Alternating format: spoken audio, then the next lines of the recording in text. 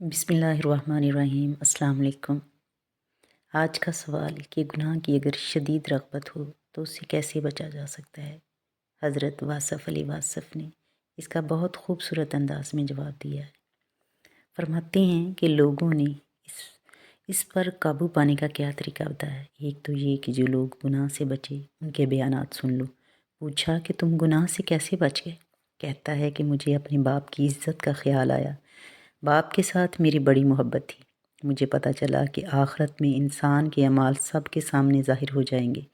मैं ये नहीं चाहता था कि मेरा कोई अमल मेरे माँ बाप पे ज़ाहिर हो, इसलिए गुनाह से बच गया। एक आदमी रंगीन सा गुनाहगार था। एक दिन बैठे बिठाए नेक हो गया। उससे पूछा, तू कल तक तो बड़ा रंगीन मजाज आदमी था, आज नेक हो गया, बात क्या है। कहता है कि मुझे पीर मिल गया। पूछा, तुझे पीर मिल गया कैसे। कहता है पीर भी कामिल मिल गया, मैंने तौबा कर ली है। पूछा, कौन मिल गया। कहता है कि मेरे घर बेटी पैदा हो गई है। बेटी का पैदा होना उसे गुनाह से बचा गया। गुनाह की रग़बत से अल्लाह का फजल बचाता है।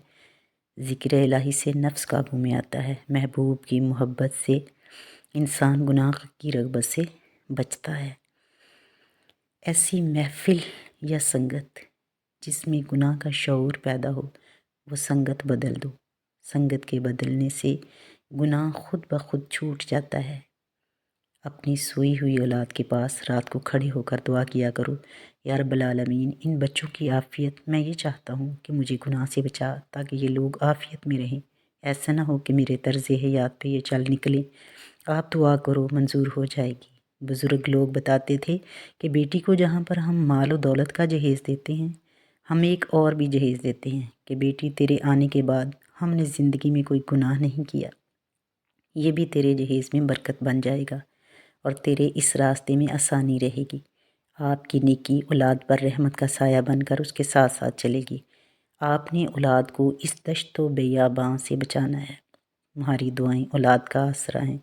अपनी उम्र के गुनाह हो गए सो हो गए, अब औलाद की खातिर नेकी शुरू कर दो।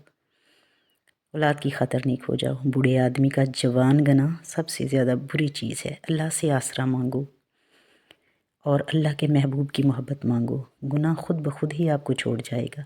गुनाह से तौबा करते रहा करो। गुनाह के बाद तौबा करते रहा करो। संगत बदल लो, बुज़ुर्गों के पास जाया करो, ज़िक्र इलाही में मशगूल हो जाओ।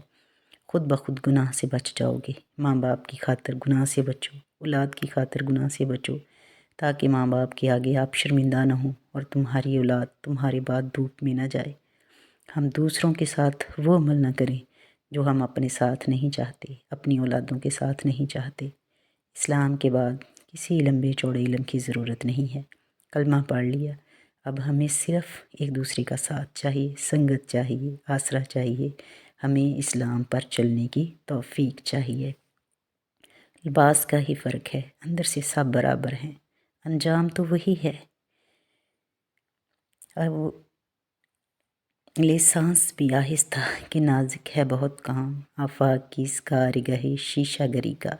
जिस सर को गरूर आज है यहाँ ताजवरी का, कल शोर उसी सर पे है फिर नौहगरी का।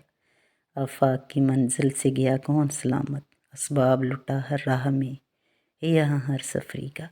रास्ते में ही सारा सामान गर्क होना है।